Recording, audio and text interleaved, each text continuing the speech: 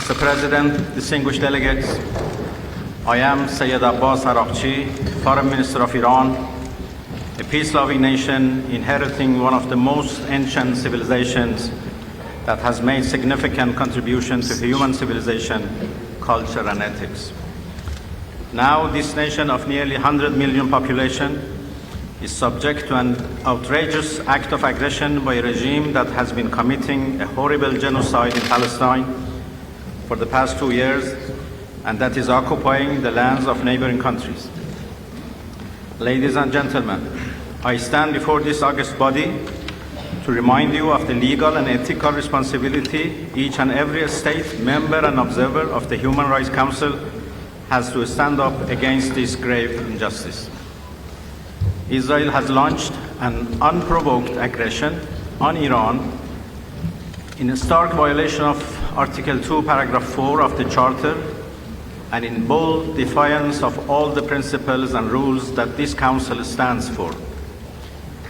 This is an unjust war imposed on my people since early hours of Friday, 13 June, when Israel perpetrated a mix of unlawful and criminal operations against off-duty military personnel, university professors, and ordinary people.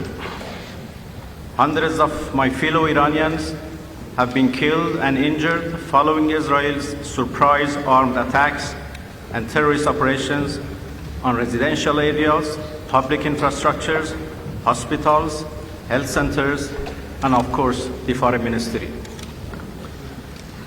Our peaceful nuclear facilities have also been targeted, despite their being under full monitoring of IAEA, and despite the fact that attacking such facilities are absolutely banned under international law. Israel attacks on nuclear facilities are grave war crimes, given also the danger of environmental and health catastrophe as the result of radiological leakage. Mr. President, Iran, a founding member of the United Nations system, rightfully expects each and every one of you to stand for justice, rule of law, and basic tenets of humanity and ethics.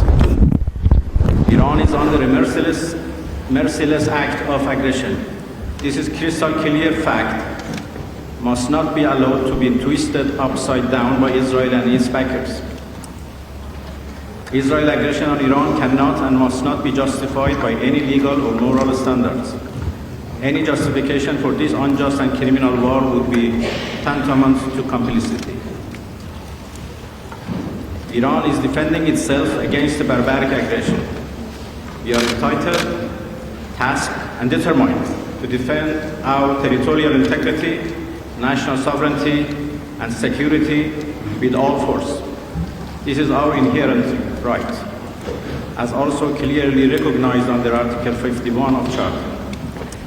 Dear colleagues, the peace and rule of law are at serious stake as a result of Israel's unlawful invasion of Iran. Israel is committing war crimes and crimes against humanity. International humanitarian law already badly undermined as a consequence of Israel's relentless atrocities in occupied Palestine and elsewhere, is now under another extremely serious danger as Israel is committing grave violations of 1949 Geneva Conventions. Mr. President, Switzerland is the custodian of Geneva Conventions and protocols on IHL and has an important responsibility in this regard. Indeed, every state party to 1949 Convention shall shoulder their responsibility under these conventions, in particular common articles 1 and 3 of these conventions. Dear colleagues, we were attacked in the midst of an ongoing diplomatic process. We were supposed to meet with Americans on 15 June to craft a very promising agreement for peaceful resolution of the issues fabricated over our peaceful nuclear program.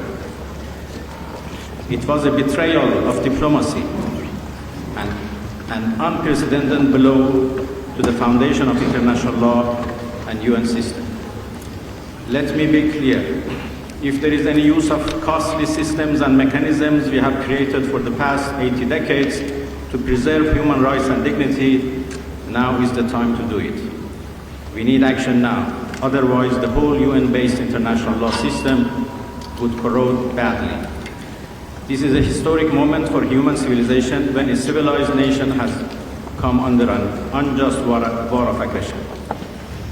The world, every state, every UN mechanism and body has to be alarmed and has to act now to stop the aggressor, to end impunity and to hold the criminals accountable for their unending atrocities and crimes in our region.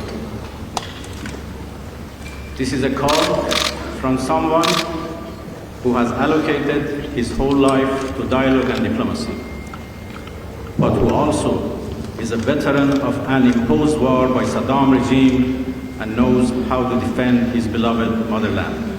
Thank you so much. Thank you, Excellency. Excellencies, distinguished colleagues, we will now take a short break before we proceed with the interactive dialogue with the independent expert on protection